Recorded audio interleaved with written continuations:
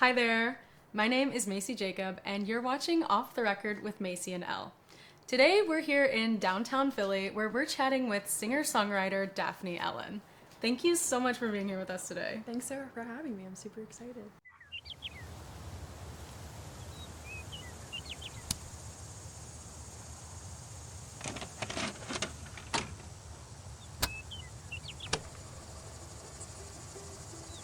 First, please introduce yourself to everyone who might not know you. Awesome. Hi, I'm Daphne Ellen. I'm a Philly-based singer-songwriter.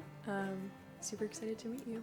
What would you say your genre is, and what other kind of music inspires you? I think I'm kind of in the indie folk world, I would say maybe. So I mostly play guitar. A lot of my songs start out that way. And then I think with my last album, my early EP, we did more acoustic sounds, so piano. Have recently bridged more into folk sounds, banjo, fiddle, that kind of stuff. And what other artists inspire you right now?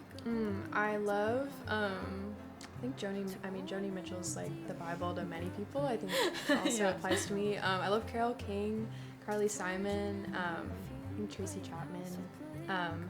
I guess more nowadays, Jensen McRae I find really inspiring. Just young female songwriters. Yeah. And then also love to rock out to Sharon Van Etten and whatnot. So yeah, I guess a range. Would you ever make a rock song? Oh my gosh, I would love to. My mom kind of planted the idea for me. She was she'll be I think you want to rock out. She'll say that to me sometimes before I go on stage, and I'm like, yeah, I think maybe I do want to rock out. Yeah, let's do it. When did you start making music? I think I started writing songs when I was 12. I watched a YouTube video about Taylor Swift, and she I guess started learning how to play guitar when she was 10. I was 12, and I was guys, we're 2 years behind schedule. I need to learn how to play guitar. So I started taking guitar lessons just in my hometown, and then didn't really take it seriously until college hit, and I was in COVID college and started taking production classes. And I think for me, learning how to make my own songs was a big part of feeling comfortable writing songs. Being able to kind of own the whole piece of it. So yeah, I would say more seriously 3-4 years. So let's talk about your debut album, Good Gold. What was your songwriting process like for that album? Yeah, the album was kind of a Mod Podge, I guess you would call it. So I was finishing up college and had songs that had been kind of sitting around for a while. I went abroad for a semester and kind of didn't really do much music during that time. So I kind of came back and started writing again, and I think it kind of came to me in the summer of last year, so about a year ago, how the songs were going to fit together. And it was super fun to just revisit and find that common thread of kind of storyline as it makes sense to me, which maybe it makes sense to other people. And my goal for myself was to have kind of the masters finished by the end of last year, and so I think I got the masters on December 30th. Okay. So yeah, barely made the deadline, but so I think it was kind of a combination of old and new, and kind of sounds a lot like my life has in the last 2 years to me. So yeah. I feel like your songs are all very lyric based, and you're a really good lyricist. What would you say your songwriting process is, maybe from start to finish? I think it really depends on the song. I think it goes usually one of two ways for me. Either it comes out in one sitting, a line really stuck with me, and it kind of like dominoes, where it just kind of flows into place, and it's and it's nice and it's pretty with a bow and it's done. Or the other type of song, which I honestly think tends to be my favorite, is I guess my workshop song. So maybe I rewrite it 3 different times, and maybe I change the chords, and then it kind of comes to its full version after multiple tries. And I feel I even maybe love those more because I I feel I earned it at the end. Yeah, or I'm you worked through it. Yeah, I'm I got there. So I feel it's usually one of two paths for me. I think usually I get really inspired by stuff just I hear on the street, or words that I hear. I'm a big notes app girl for sure. Okay, But I love to handwrite my songs if I can, because I think it slows me down in a good way. Peak songwriting vibes is voice memos going so I don't forget anything, but then I'm handwriting, and I think just having my phone not as involved is always good. Yeah, it helps you be like more thoughtful. Yeah, totally. And like being able to like physically cross something out and write on top of it and have a trail of what your idea was as opposed to backspacing is like kind of nice. Would you say there was some collaboration happening on your album? For sure, yeah. I think so.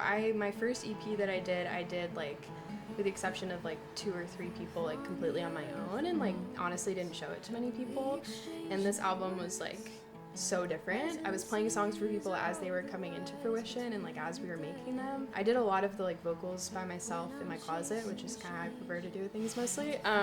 But we did one day at the studio, and I invited friends to kind of stop in and hang out because we had the whole day. And my song Lobster Fisherman, we like weren't even gonna record. And then I was like, I kind of just want to do like a take of it and see how it feels. And we did a take. And then my friends were like, what if we sing backup vocals? And I was like, yeah. And so they would put backup vocals. Oh, that's so and fun. Another friend just jumped on fiddle, and so it kind of just came together. And so yeah, it was definitely, this has been a learning process for me to be like, oh wow, when I like involve people I love and care about, it feels really good and like can make it feel safe, and it still feels like mine, but it feels bigger than me too. So you play at a lot of venues here in the Philly area. What would you say is your favorite venue to play, and what do you love most about performing? I think like hands down, like just so artist-centered and great every time is World Cafe Live. There's another great space, Nostalgia in Fishtown, which they're currently on pause right now, and if anyone lives in Fishtown, you should go sign their little letter of establishing themselves as a space. But I think, kind of cool listening rooms like that I really value. I think what I like about performing is feeling connected to other people, as like simple as that sounds. I think that my favorite parts are not actually in the moment and are often like afterwards when I get to like go out in the crowd and talk to people. And I love sharing a little context about the songs, and because I think I love hearing that from artists that I enjoy and I love. So I think just feeling it touch people in the moment. I think putting stuff out on Spotify and stuff is great, but you don't always get that like so true first-hand connection. So getting that in real time is awesome. So how does something like Nenny's song come to be? That one I wrote like almost 2 years ago. It's one of the older songs on the album. And I wrote it down in Memphis in Tennessee at a workshop in Germantown for like young performing artists, and it was based on a prompt like that we were gonna have homework that night, and like I think people like were talking, and it just became like, what is the prompt? Did someone say grandma? And they were like, that's not the prompt, but you can write about your grandma. And so I took that to heart, and I was like, okay, let me write about my grandma. And I wrote it in like the hotel room bathroom there, and it was the last song to record on the album. I had like every box checked on every other song, and that one just is very personal to me, and I think feels very honest and true, but also really vulnerable. And at the same time, I think it's the one that other people, when I play live, connect with the most. And so it was really important for me to get the recording right. And I was really going back and forth about it, and talked to Avi actually at a show at World Cafe Live about it. We came just here to the apartment, and I was like, I just want it to sound like it does when I play it in a room. And we were like, well, why don't we just record it playing in a room? Like, why don't I just play it? And it was wonderful, and I felt so much trust in their abilities, and we just recorded it kind of sitting on the floor, and then kind of embellished really, really minutely with some background vocals, but overall kept it really simple. And that's the recording that is on the album, and I just love it so much. Someone referred to the song when I played it in another space as an ode, and I think that it is an ode, and it is a love song. Is Nenny around to listen to it? She is, yes. I've sent it to her. She's wonderful, and we have chatted about it. So what's the Philadelphia music scene like? I think the Philadelphia music scene is very alive. It seems that way. It's very alive. Yeah, I think Philly's a cool city. I've been told by like some musician friends. It's like you get everyone while they're hustling to get to New York. I don't think that's the case for everyone. I do think like being a Philly lifer is so cool. I love Philly. But I think you get a lot of people in the era of like finding out what they like and really honing their craft. And you're in a space where I think we're a pretty extroverted city. I think we're pretty interactive, for better or for worse. And so I like people we're going to talk to on the street. So I think making music in a place like that is really exciting. And so I like am always going to shows and love like live music here. And yeah, I think the scene is awesome. So what is your Desert Island album? Right now I've been like loving and reloving and discovering and rediscovering, because I like was obsessed with it. You know, you go through phases of stuff, but I think Nerve by Madeline Rogers, she's like a singer-songwriter from I think up in Winnipeg in Canada. Interesting. I'm not familiar. Yeah, I saw her in New York earlier in January, and she was amazing. And I just love the record so much sonically, and it like her songwriting is so emotional and like evocative, and the instrumentation just lends itself like so beautifully in a very thoughtful manner. I don't know how else to describe it.